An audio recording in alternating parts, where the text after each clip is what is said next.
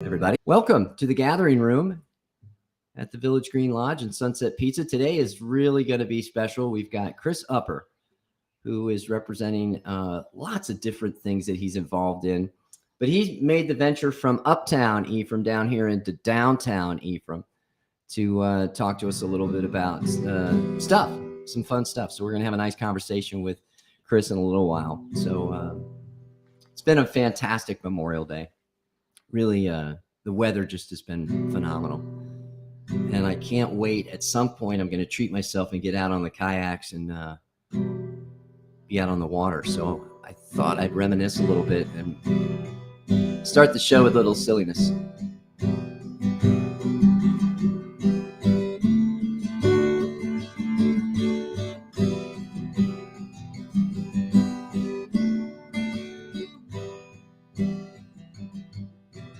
What do you do with a drunken sailor? What do you do with a drunken sailor? What do you do with a drunken sailor early in the morning?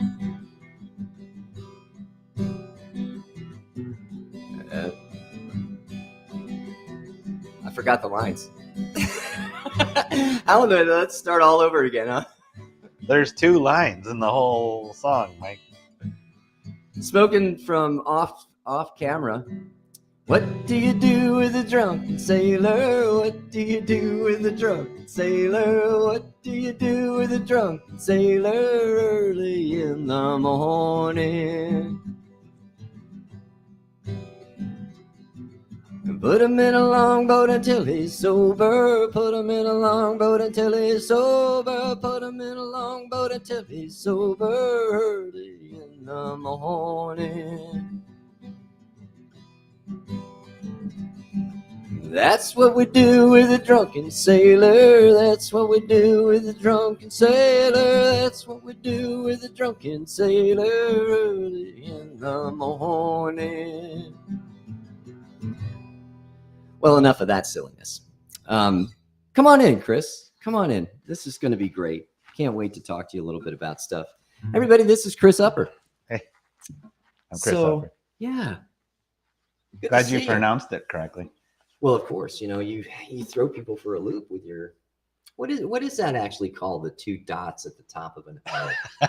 I don't use those, so I don't know what they are. I gotcha. It does throw people for a loop, and I bet your entire life you've been correcting people to the upper versus Opper. Opper, yeah. But it's very German. It is. You have a very German name. It was Opperman. Yeah, I just did That was good. Irish, German. Oh. I don't know where I went with that. Well, the German and the Irish, we've always kind of gotten along pretty steadily over the years. From what I understand, I really don't, you and I get along pretty well. Yeah. Although I'm more Danish. Oh, good. More Dane than German. But, yeah. Danes are neat people. And, the idea that you have like a breakfast tart, named after your entire creed. It's pretty cool. Yeah. We like to eat. Don't we all? It sustains us. Everybody likes to eat. Yeah. Come on. So this is cool. I'm really happy. This is the inaugural interview session for the Gathering Room live stream here at the Village Green Lodge and Sunset Pizza.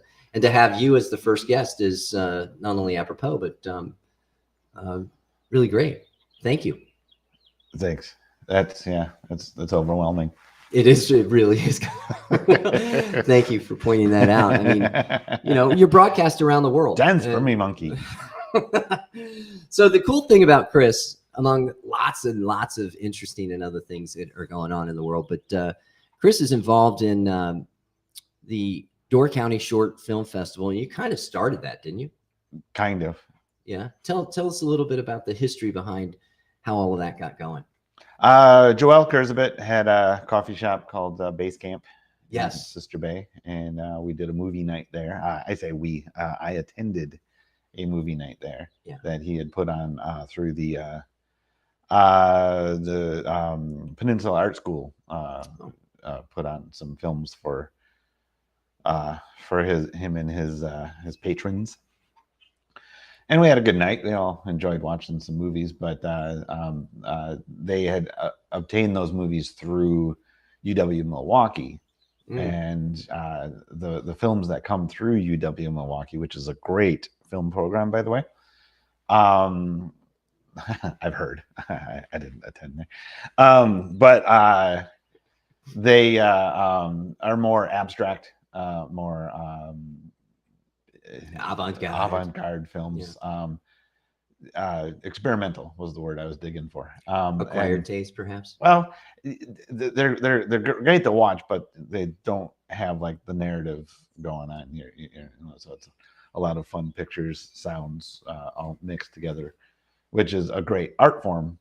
But he was looking for.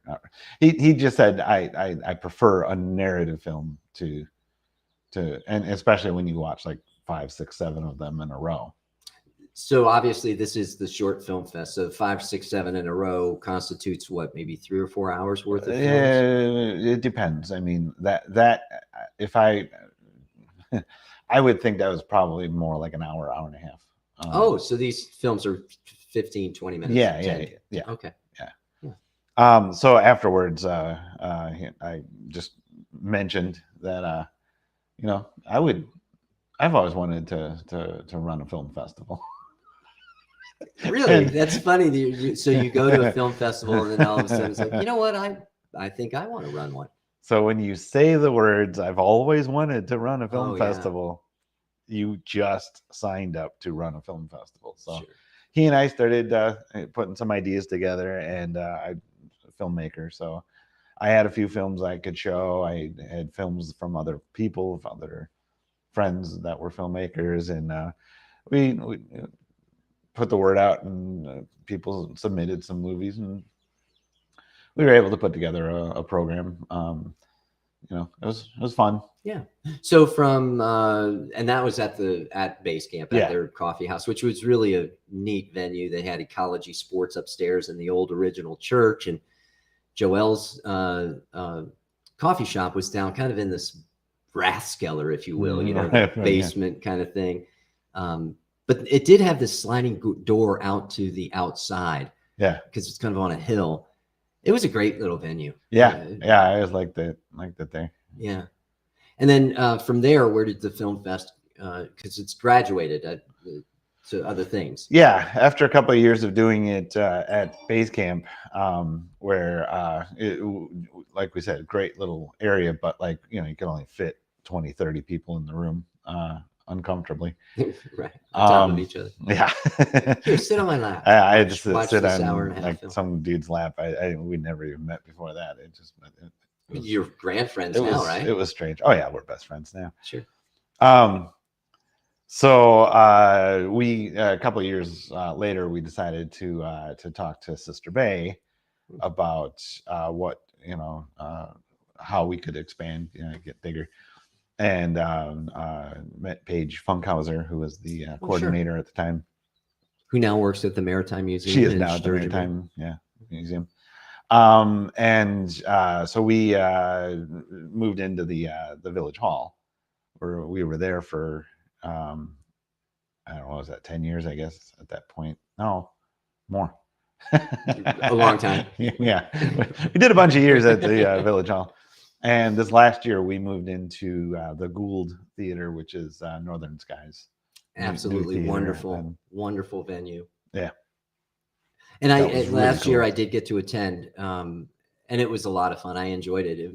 Interesting, great films. And they weren't all just, 10, 15 minutes. Some of them were a little bit longer. And but the venue itself, I love it over there. It's almost brand new. Really great foyer area. Yeah. It was really wonderful to be in there. And the things you don't have in a Village Hall, which is one, like the meeting area is separate from the theater itself. Right. So in between films, or if you go out during a film session, you can have a conversation with somebody and you're not blending with whatever's going on in the theater, which was really nice. Yeah. Now I don't suggest walking out of people's films because they put their heart and time into that film. You shouldn't. Sure. You should watch it if you're at the film festival. But it does happen that you end up out in the. Sometimes you just have to take your friend and out into the lobby and say, hey, you know what? I really enjoyed that. Or, you know what? That was a complete bust. Because, let's face it, short film fests and how people are expressing themselves in film, certainly an art form, which is really wonderful, but it's also some films are not people's cups of tea. You're right. Right. And that does happen. You always have to take account for the fact that when you're in the film festival circuit, you're honing your craft, and so it's a multitude of levels. Either you're working on your 50th film, or this is the first time you've ever put together a film and actually showed it to other people. And show it, yeah. You're nervous as all get up, and right. And then when everybody walks out, then you kind of know your answer. Yeah, right. The worst thing you can ever say to a filmmaker when you meet them afterwards, and you go, "Yeah, it was good." Yeah, right. So that's a great point. I mean, what should the response be? I mean, not a good quality critique of someone's work is invaluable for the artist. So. What should someone say if they weren't really? Be honest. It's okay to say, "Yikes, that's a real stinker." Well, no, not that kind of honest. God, that's rude. Holy cow! Honesty takes you so far, right? I mean, okay, so you have to temper it a little bit. Well, yeah. I mean, if you just say, I see where you were going with that. It didn't really grab me. Okay. If it was a movie that you didn't like. So if you say, hey, it didn't really grab me because you know what? Bill and Ted's Excellent Adventure is my all-time favorite movie. Quantify it so that the filmmaker actually has some degree of that's a good way to put it. Yeah. If some, think about the avant-garde films or the experimental films. I personally don't really care for them.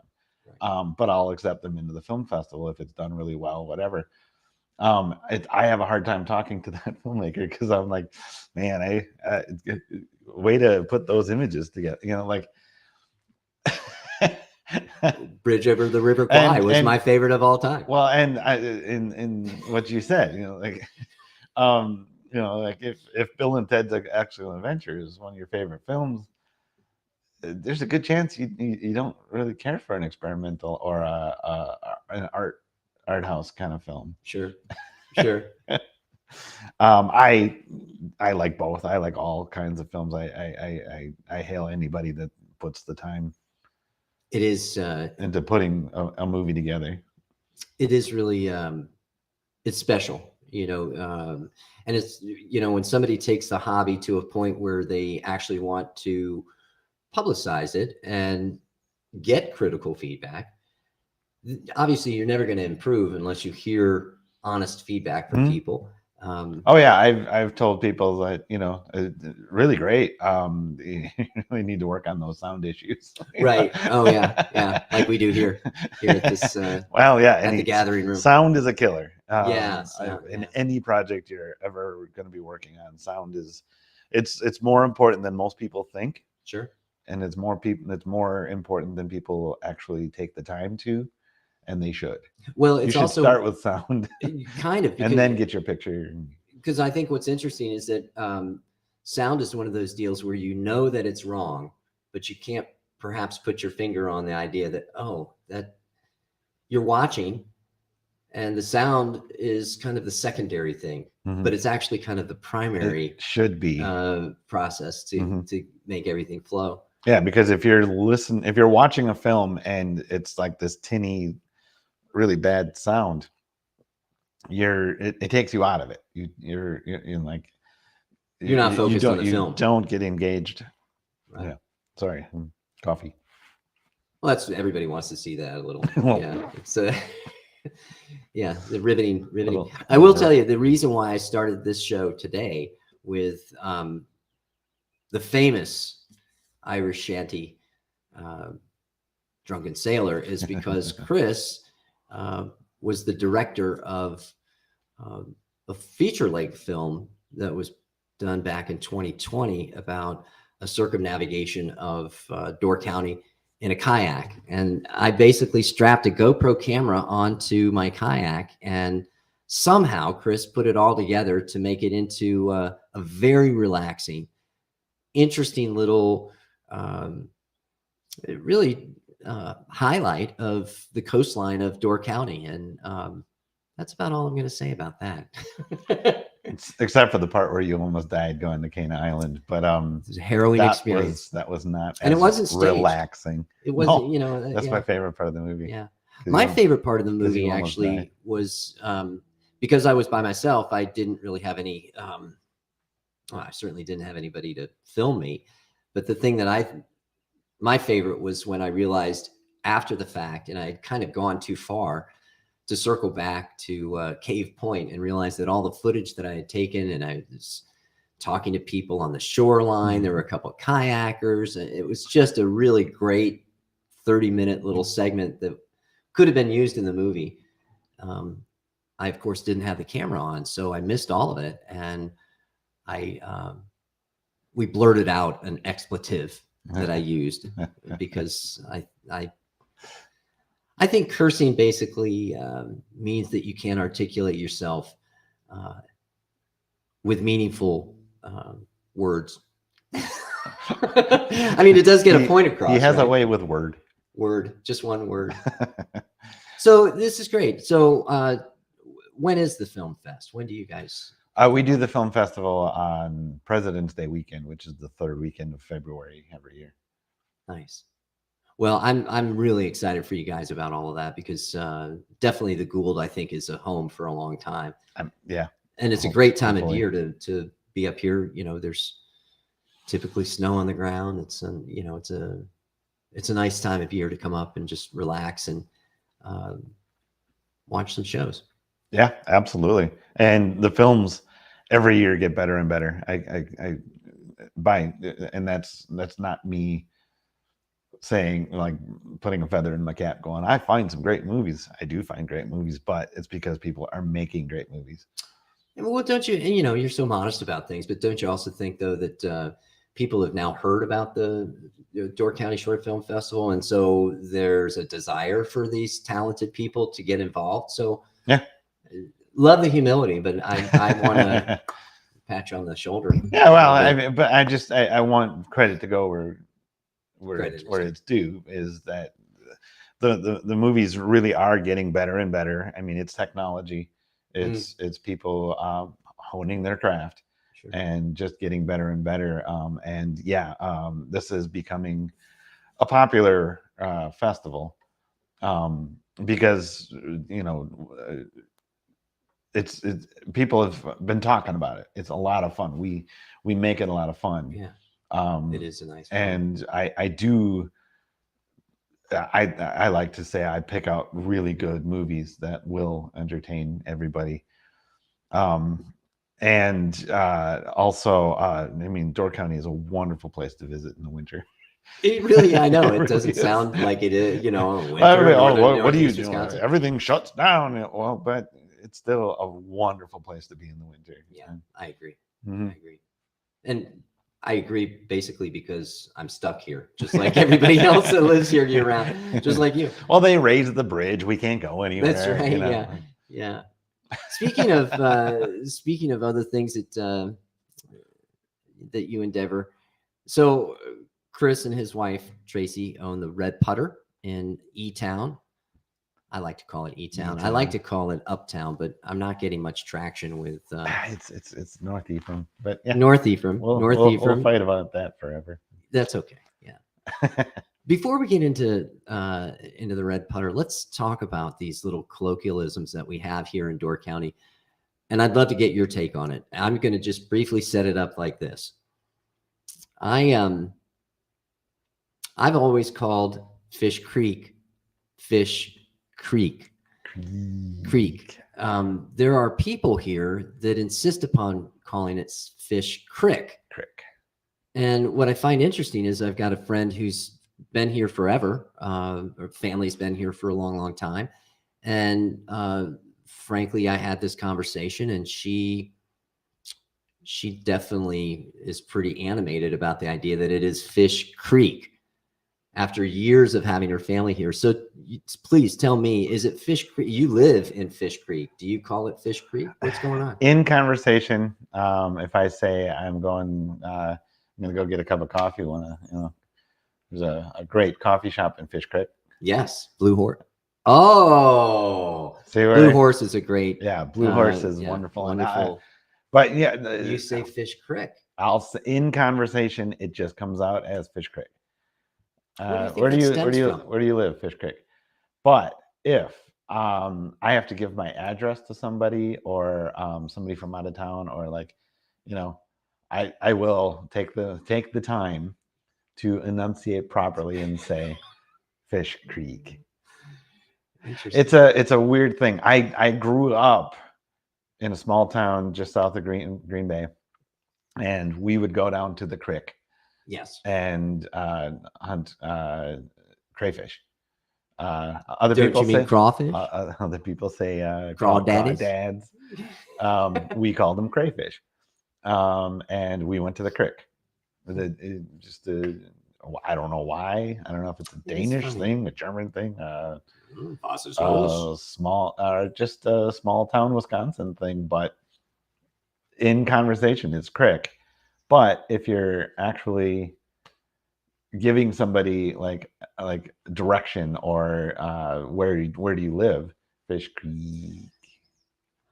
Okay, this is it. I think this is fascinating. So you're on vacation. Okay. Yep.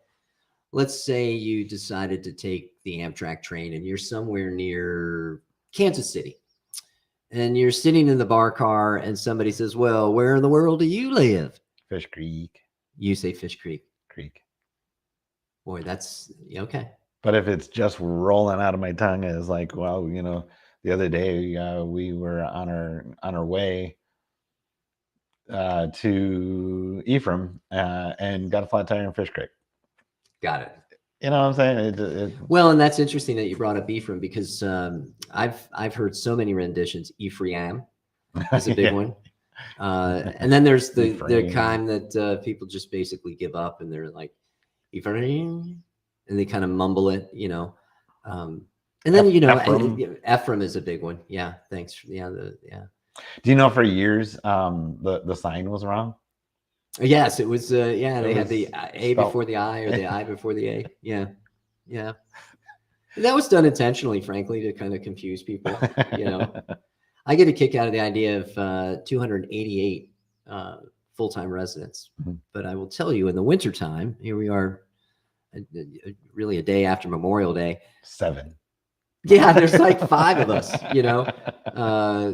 I do know that there have been instances where I've taken a walk in the snow on the street here in Ephraim in the middle of winter, and there's like no sign of life other than me and little deer tracks.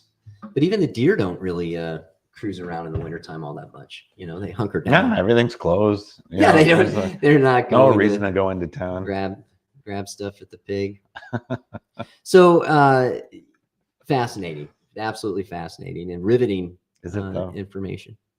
Probably not. But it does. I think kind of highlight a degree of quirkiness that Northern Door. It's not unusual necessarily, but it's just kind of a neat little thing, like Bailey's Harbor. There's no apostrophe on that. And then I also get a lot of people that say Sisters Bay. So it's neat. It's just kind of part of the whole maritime discussion and how things happen around here. Let's talk a little bit about the Red Putter. What's it like to own a mini golf course? That was a gotcha question. How long of a show do you got? It's your show. So it is an absolute honor and pleasure. I mean that sincerely. Yeah, no, I know you do. It's cool. Bob was my father-in-law. He had it, bought it in '93. And just yesterday I was telling somebody, I remember the first day walking onto the course, dating Tracy, looking around and just like, this is mini golf. This is I've missed this. I like all kinds of mini golf courses, but this one has that charm that it's kind of magical, actually. That we all grew up playing. You know, Mm-hmm. I'm a 70s 80s kid, and the old school mini golf. When somebody can keep that going, I was just totally enamored right away. And then being able to be here for 12, 13 years of helping Bob out when he would allow me to. You had to He prove was yourself worthy. Well, he was a one-man show. He liked to do everything himself, and you really had to jump in and help. Like, he was never going to ask for help.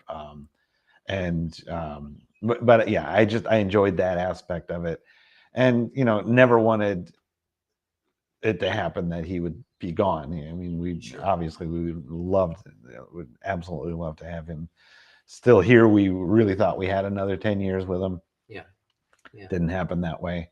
But it's an honor to really take cool. on from what he had worked so many years to make that place be. I tell you, I mean, not only heartwarming, but just so genuine. I really do appreciate that. And one of the things that you and Tracy have kind of focused on, which I think is a lot of fun, are really kind of populating appropriately. It's not over the top with the gnomes. The gnomes are always watchful about your game, whether you're cheating or not. You can never cheat in mini golf, because really, ultimately, you're just cheating yourself. Yeah. So it's the gnomes are watching, and they do keep tabs. Absolutely. And they will tell me. Yes. If you cheated. And not so much your knowing, but the person that cheats, you really know.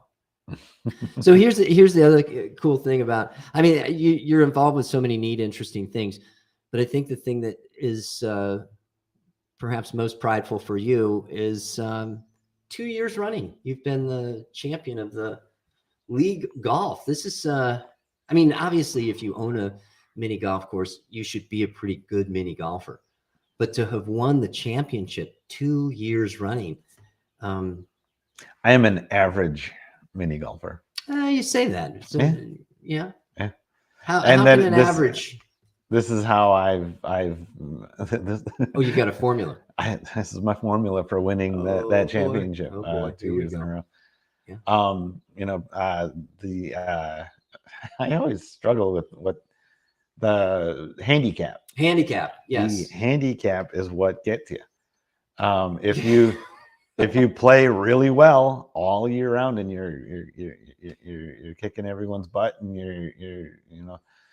your handicap is getting, is it larger? Like, I think it's lower.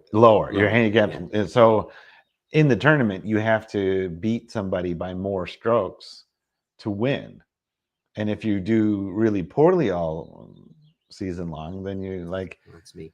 Then you go into your handicap. It means you don't have to play as well. Yes. But if you're an average player like me, all you have to do is put in a good solid game and watch everybody else struggle around you. And interesting. I will say the other day, and I don't do that on purpose. Being an average golfer is just something that I don't set my sights to be an average golfer. Gotcha. You just are. I just am. And the handicap definitely helps you out. Oh, it does. Yeah. In the tournament. Okay. Not during the regular season. During the regular season, you're handing your $5 to somebody else all season long. Oh boy, that's always a bummer. But let's talk a little bit more about August.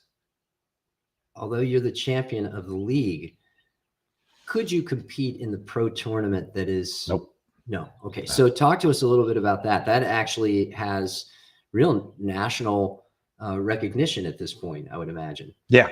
At one point, we were the largest tournament in the United States, which is most likely in the world. We can't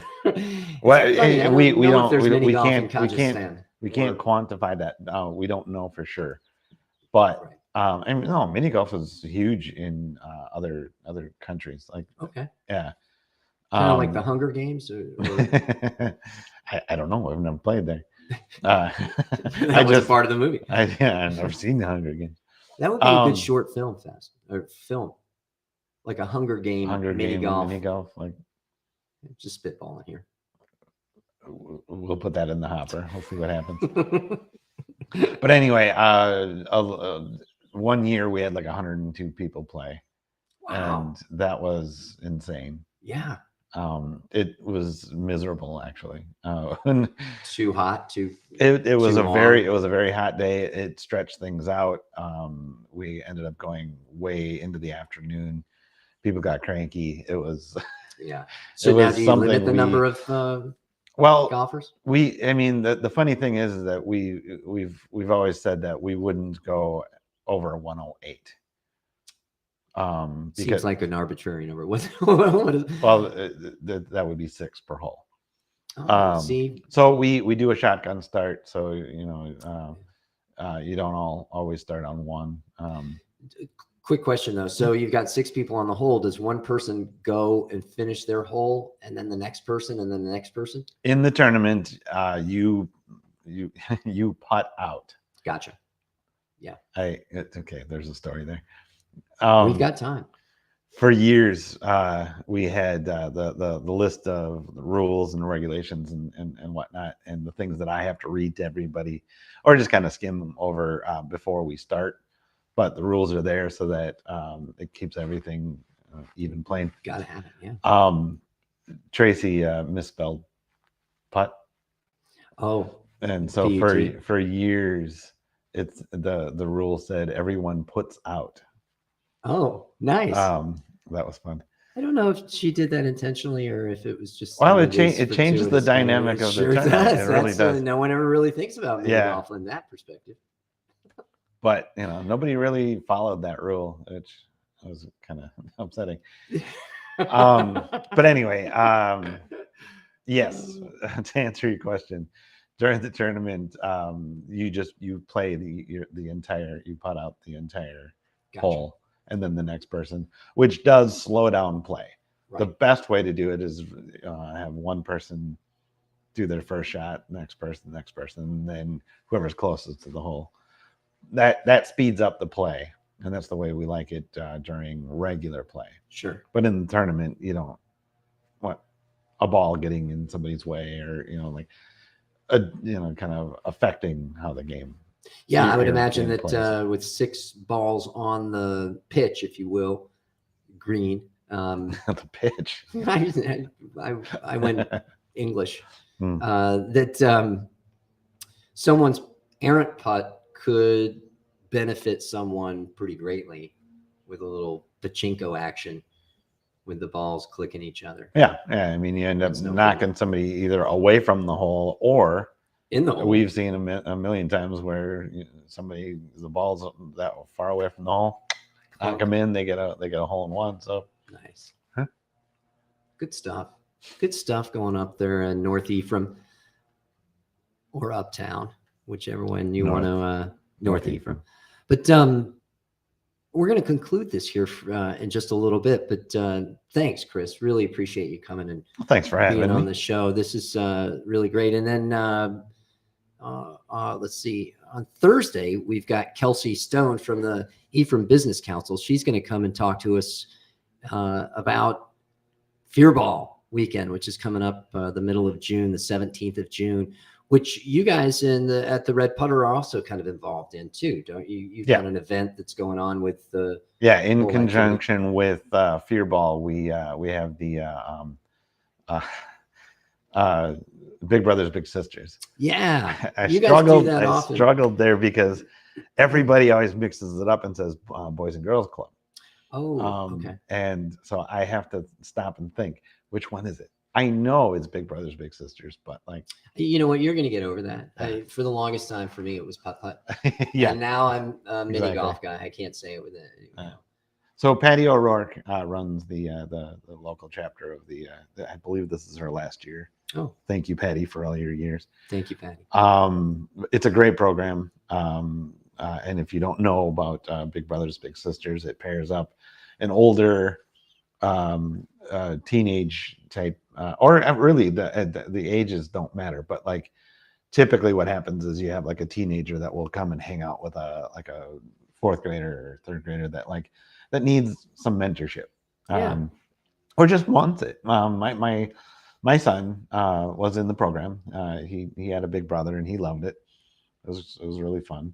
Just a couple of years he did that. And it's a solid, great example for the younger kids to learn things from older kids, because sometimes, obviously, all of us were kids at one point. We don't really listen to our parents all the time. So it's nice to hear with a quality, mature kid that is interested in giving back to people. It's a great organization, and I'm glad you guys do that. You do that standalone as well. It's not just Fearball. You do another weekend as well, correct? No. Okay. No, it did float around for a couple of years, but what we found out is it landed on Fearball weekend, and it was great because it was a part of people who were around in the area. So then they would come up by us, and you're making money for this program because we donate $1 for every game played. Oh, that's great. So every $1 for each game played goes to Big Brothers Big Sisters. There's also you can win prizes for best for most hole-in-ones.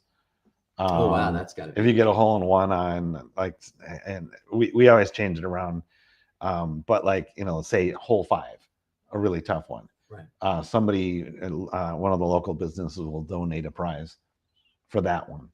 And maybe a pizza from Sunset Pizza. Maybe a pizza from Sunset Pizza. Wilson's is always donating a little juju bean at the bottom of your cup. Free scoop of ice cream for getting a hole-in-one on a certain hole. So all 18 holes have been covered, or will by the time this rolls along, by local businesses donating prizes. So not only in raising money, but you could win prizes as well. That was a very subtle way of saying, Mike, it's time to pony up, as they say. Yeah, I got to get in on this. I do totally have to get Patty's working her butt off, and you might not make the cut. I might not, but I'm going to make it happen after the show here today. So, but thank you. Thanks. So the weather here in Ephraim tomorrow, it's going to be a little bit like today. It's taken a little while for the night sky to kind of burn off the clouds, but that's the weather. Kids, I love you. This kind of concludes our show. You want to sing a song? No. Do you want to tell us what your favorite hike is in one of our beautiful state parks or in Land Trust land? No. I like Eagle Trail. I really do. Eagle Trail? Eagle Trail is cool. Is that what is called Eagle Trail? The one that goes below? Yes. Yes. It goes below and it goes above the bluff and into the forest. And it culminates kind of over at the tower. You also get to see a really cool palisade. I like calling it a palisade. I don't think it's officially called that, but there is a spot over in near Eagle Trail that overlooks all of downtown Ephraim and across the harbor. It's a beautiful spot to catch pictures of Ephraim, especially during Fearball. Fearball has some really cool things going on. It's always about Fearball. It's a shame it only comes once a year. So what is Fearball? Sorry. Yeah, no, we're gonna. I totally want to get into talk about it with Kelsey. She's the expert. I mean, we talk films. Chris is the expert. We talk mini golf. Chris is the expert. We talk. Tune in Thursday, folks. So you don't want to sing this song, huh? No, I'm not a singer.